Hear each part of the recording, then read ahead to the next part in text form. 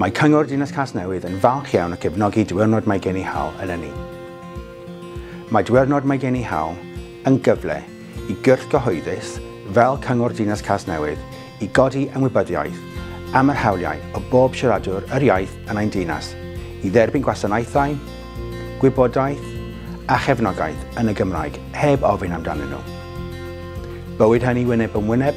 Fel oedolyn sy'n siarad Cymraeg bob dydd, mae diwrnod Mae Gen I Hawl yn bwysig fod ni'n cael y cyfle i defnyddio'r Gymraeg mewn gwahanol llefydd gwasanaethau, trwy'r bywyd bob dydd, fod ni'n cael cyfle i defnyddio gwasanaethau talu biliau, mynd i gwasanaethau fel llyfgelloedd, ysgolion, unrhyw beth mae'r cyngor yn darparu fod yn bwysig fod ni'n gallu medru siarad Cymraeg yn yr llefydd yna. Neu yn y gymuned.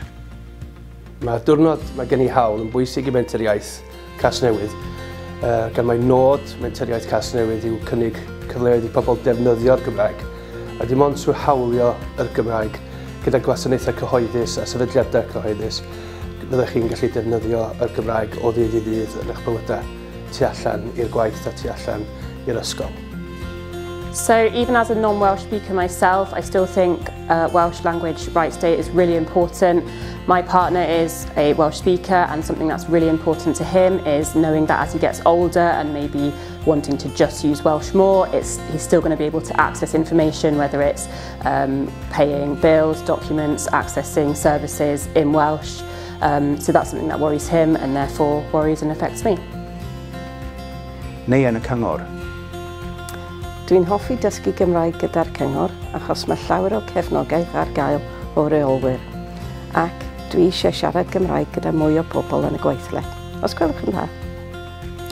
Mae dysgu Cymraeg drwy'r cyngor wedi bod yn llawer o hoel.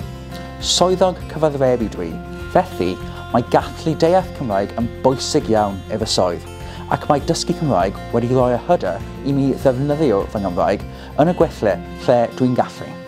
Mae hawliau gan bawb i gael popeth yn y Gymraeg.